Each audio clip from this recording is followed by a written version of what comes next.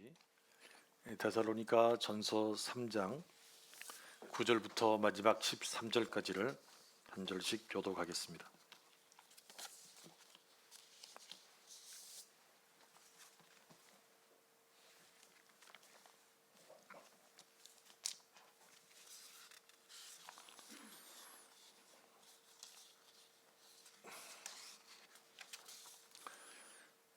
데살로니가 전서 3장 9절을 제가 먼저 읽겠습니다.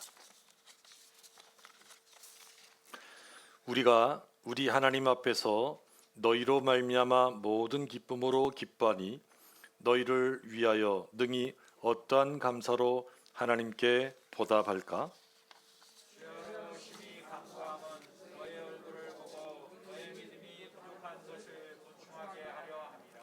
하나님 우리 아버지와 우리 주 예수는 우리 길을 너희에게로 갈 수 있게 하시오며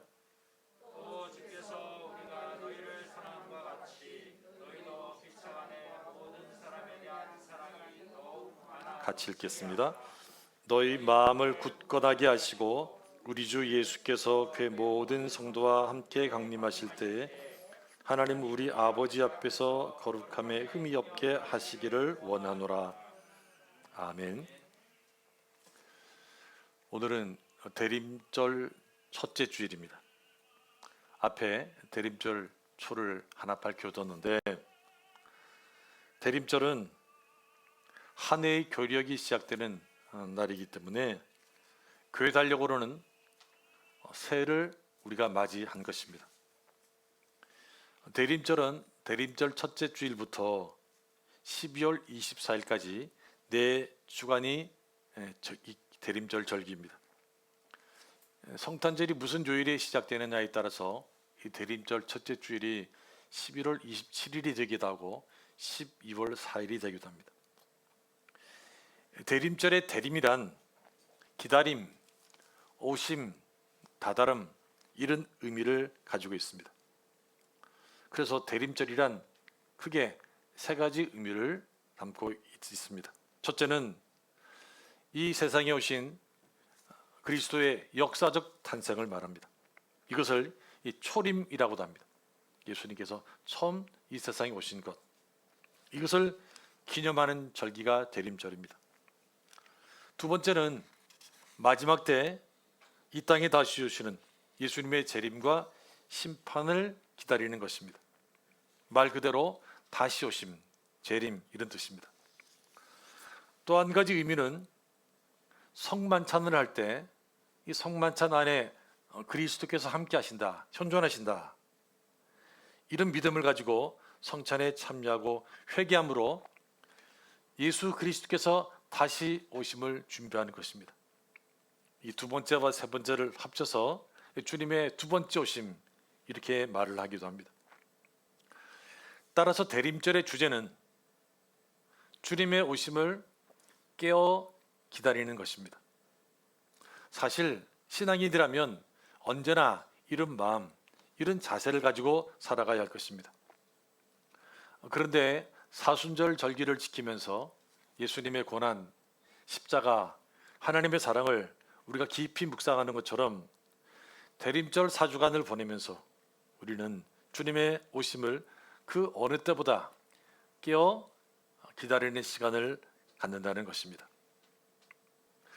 오늘 본문 데살로니가 전서를 기록한 사도 바울도 늘 이런 마음, 이런 자세로 살았던 사람이었습니다. 특별히 바울은 하나님의 신비를 깊이 경험했던 사람이었습니다. 고린도후서 12장에 보면 바울이 이런 말을 합니다. 무익하나마 내가 부득불 자랑하노니 주의 환상과 계시를 말하리라.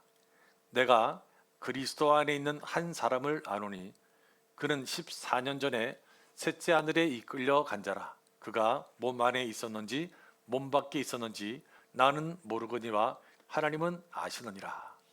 사실 자기의 이야기를 하면서 이렇게 지금 돌려서 말을 하고 있습니다. 계속해서 3절 4절 보겠습니다. 내가 이런 사람을 아노니 그가 몸 안에 있었는지 몸 밖에 있었는지 나는 모르거니와 하나님은 아시느니라. 그가 낙원으로 이끌려가서 말로 표현할 수 없는 말을 들었으니 사람이 가히 이르지 못할 말이로다. 하나님께서 환상 중에 바울을 천국으로 데려가셨습니다. 여러 가지 하늘의 비밀을 말씀해 주셨고 놀라운 것을 바울이 보았습니다. 그런데 바울은 더 이상의 말을 하지 않습니다. 말을 해봐야 뭐 사기꾼, 2단, 3단 이런 소리가 나올 수 있으니까 바울은 여기까지만 지금 말을 하고 있는 것입니다. 예를 들면 이런 것입니다. 최고의 요리사가 만든 최고의 요리를 내가 먹었습니다. 그러면 그 전에 내가 참 맛있다 이런 기준이 달라지게 됩니다. 제가 한번 말씀을 드렸던 것 같은데 제 고등학교 친구 가운데 한 명이 성이 저하고 같습니다. 근데 그 친구는 경희 호텔 경영 전문대학을 갔습니다. 그리고 롯데호텔 주방에 입사를 했습니다. 주방장으로 간 건 아닐 거고 뭐 주방 보조 이렇게 갔을 것입니다. 한 번은 롯데호텔 주방 구경 시켜준다고 해서 갔는데 아무도 없는 퇴근 시간에 이제 구경만 한 겁니다. 그러면서 이 친구가 하는 말이 다음에 내가 우리 주방장 아줌마 시켜하는 이 양식 요리를 하나 자기가 사주겠다는 거예요. 내가 사달라고 한 것도 아닌데 자기가 사주겠다 해서 기다렸습니다. 이 간간무소식인데 하루는 연락이 왔어요. 만나자는 거예요. 지난번에 약속한 걸 지킬 테니까 나오라고. 그래서 저는 롯데호텔로 가는 줄 알았는데 이 종로에 있는 양식집을 저를 데려가더라고요. 그러면서 이 양식집 지금 주방장이 그 전에 롯데호텔 주방장이 있었던 분인데 음식 맛은 똑같다고 여기서 먹어보라고 해가지고 저한테 이제 티본 스테이크, 저는 평생 처음 먹어봤어요. 이 소 뼈를 T자로 이렇게 잘라가지고 이 T 양쪽에 이제 고기가 있는 것입니다. 한참 먹는 때라서 야 이거 먹어도 되겠나 그랬는데 맛있게 먹었어요. 근데 그 다음날 아침 먹으려고 하니까 먹고 싶지 않은 거예요. 점심도 별 생각이 없어요. 배는 고픈데 저녁도 제가 안 먹었던 것 같아요. 먹으면 그 요리 맛이 사라질 것 같아가지고 하루를 먹지 않고 제가 굶었던 적이 있습니다. 여러분, 하늘의 신비를 이 바울이 경험했습니다. 최고의 진, 최고의 선, 최고의 미를 바울이 본 것입니다. 바울에게는 그 어떤 것도 다 시시했을 것입니다. 아름답기는 하지만 천국 비교할 게 아니야. 응? 참 정말 좋기는 하지만 아니야. 천국 아니야. 이런 마음, 이런 생각으로 바울이 아마 살았을 것입니다. 바울은 이와 같은 자기의 마음을 로마서 8장에서 이렇게 표현합니다. 생각하건대 현재의 고난은 장차 우리에게 나타날 영광과 비교할 수 없도다. 지금 힘든데 어려운데 천국 생각하면 이거 아무것도 아니다. 이것이 바울의 고백이었습니다. 여러분 이런 고백 생각을 한번 해보십시오. 이 두 가지 선택을 할 수 있습니다. 이 100세 시대로 가는데 하나는 처음 50년 동안은 정말 행복하게 살고 남 물을 것이 없이 살다가 50 지나서는 힘들고 어렵게 마지막 50년을 사는 것이 1번이고 2번은 처음 50년 동안은 힘들고 정말 불행한 것 같고 비극이고 그렇게 살다가 마지막 50년은 정말 행복하게 산다면 여러분 무엇을 선택하시겠습니까? 웃음 먹기는 꽃감이 달다고 내가 100세까지 살겠나? 그래도 50까지 호강을 누리면서 살아야지. 이런 분이 계실지 모르겠습니다. 그렇다면 여러분 만약 그래서 50년을 더 산다면 그래서 불행하게 살아야 한다면 얼마나 비극이겠습니까?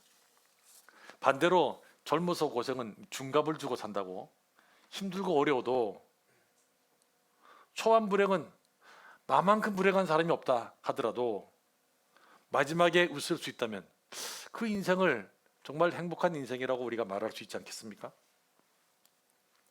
마지막에 웃는 사람이 승자다 이런 말이 있습니다. 근데 요즘은 하나 더 붙어가지고 마지막에 웃는 사람이 승자가 아니고 항상 웃는 사람이 승자라는 거예요. 여러분, 항상 웃을 수 있다면 얼마나 좋겠습니까?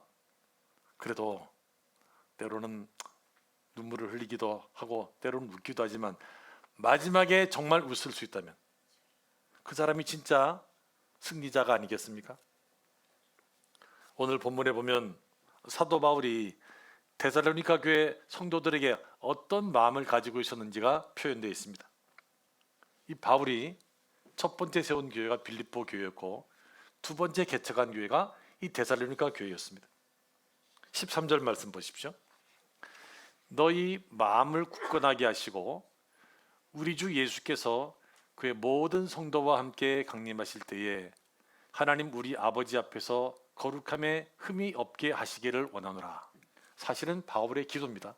하나님, 이 데살로니가 교회 성도들의 마음을 굳건하게 해주십시오. 하나님, 이들이 하나님 앞에서 거룩함에 흠이 없게 해주십시오.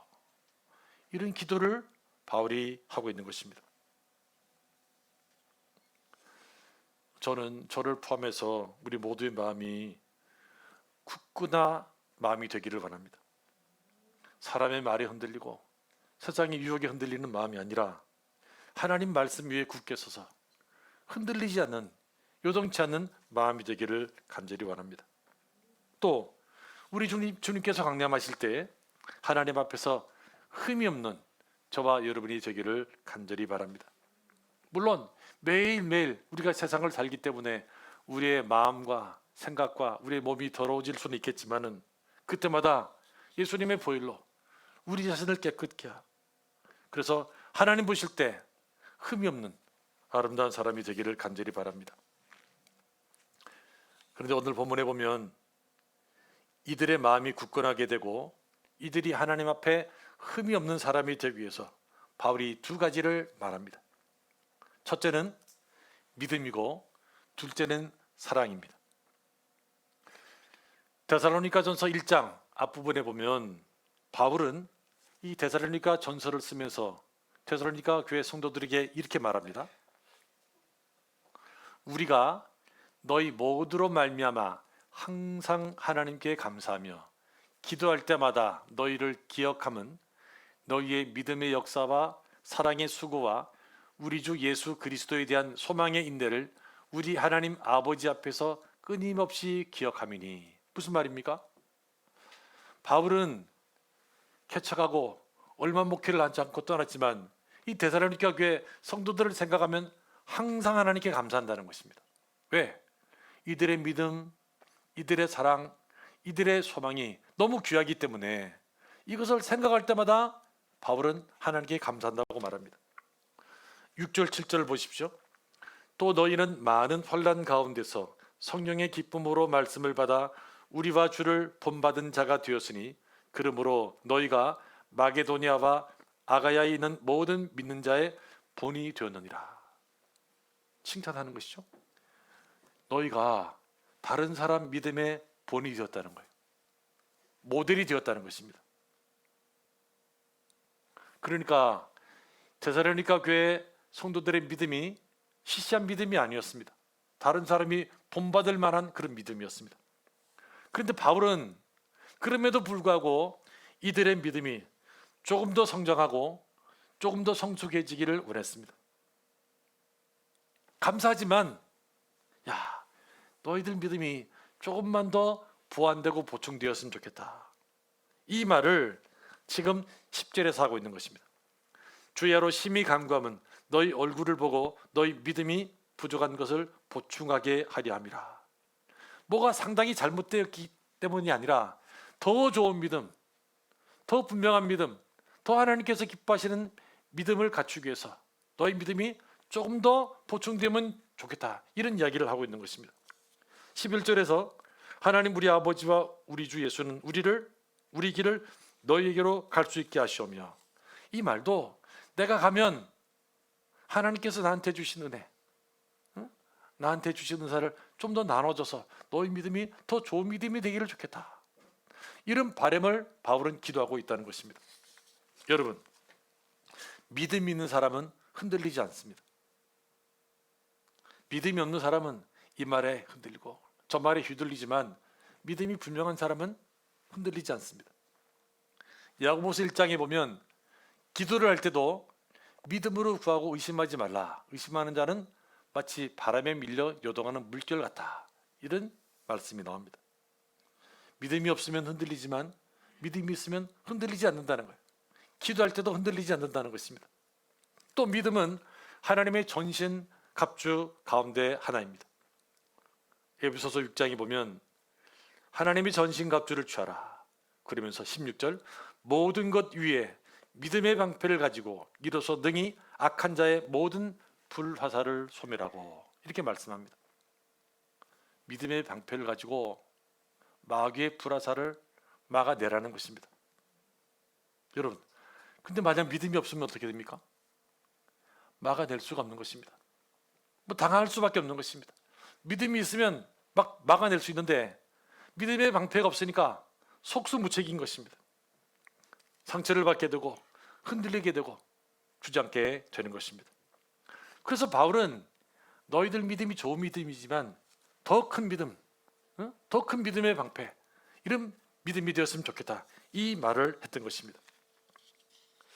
나는 아직 믿음이 부족한데 없는데 그런 분이 계실지도 모르겠습니다.